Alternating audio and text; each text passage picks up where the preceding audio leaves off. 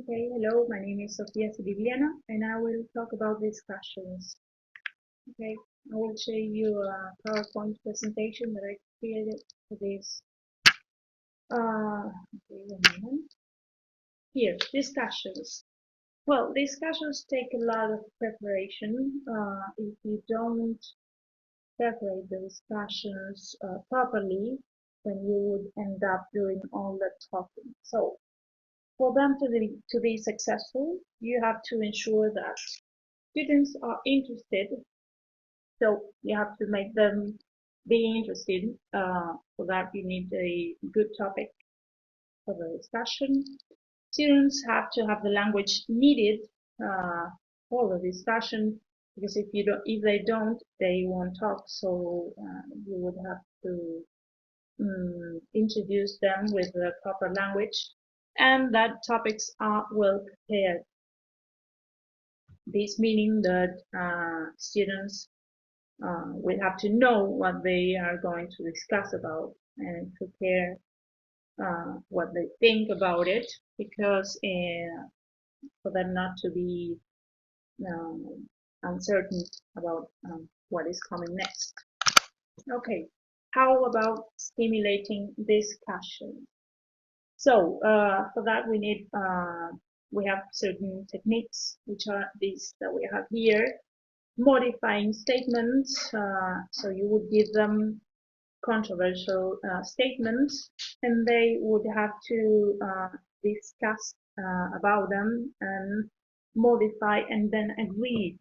For example, you give them a statement like, for example, the topic parents or good parenting, and how you would give them a statement like, parents who should allow children to go to sleep at 4 a.m., for example. So they would have to modify that statement and then agree upon it. Then sequencing statements. You would give them statements which are not controversial, and they have to sequence them. For example, in this topic, parents in priorities for successful bringing up children. Okay. Then we have defending statements. You have to prepare a box with pieces of paper on which you would write a statement, controversial statement, and each student has to pick up one, and then they have to defend that statement. So no matter if they don't agree on it, they have to defend it. So after the discussion finishes, you could have all students vote on who was better better at defending his statement.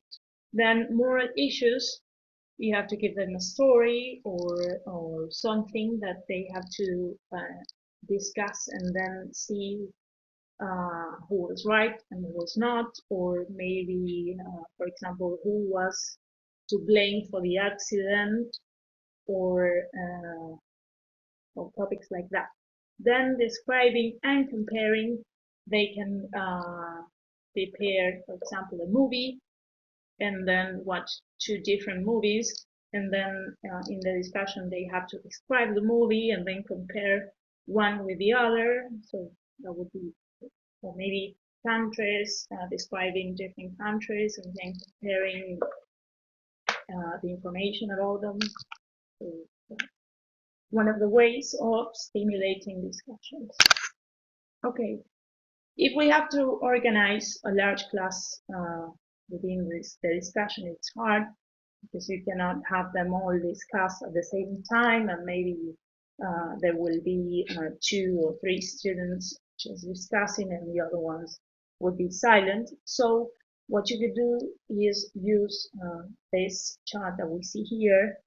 As we see here, we have one student who has to agree with another student, and then those 2 students have to agree with another 2, and then those 4 will discuss and agree with the other 4, and then you would have a whole class discussion.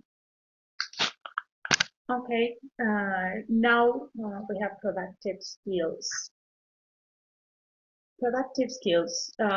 Normally, when we talk about productive skills, it is neglected in class because we tend to facilitate speaking skills or but not writing skills.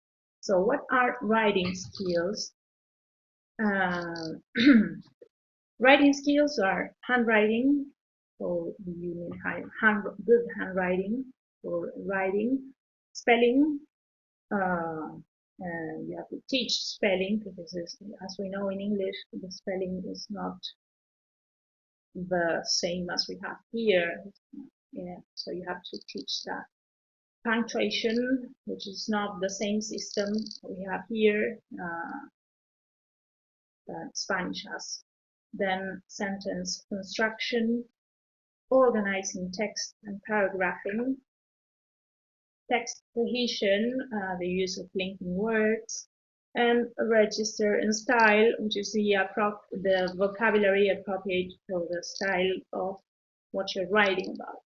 So if we, as we see, if you can handle all of these items, then you will improve your fluency and accuracy.